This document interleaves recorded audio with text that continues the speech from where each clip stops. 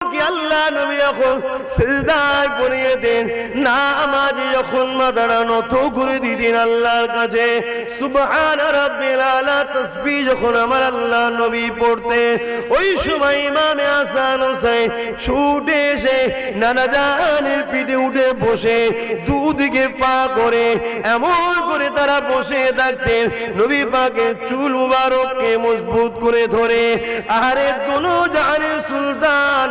দীর্ঘক্ষণ সিজদাটাকে বাড়িয়ে দিতেন, মাথাটা তুলতেন না, কেননা মাথা তুললে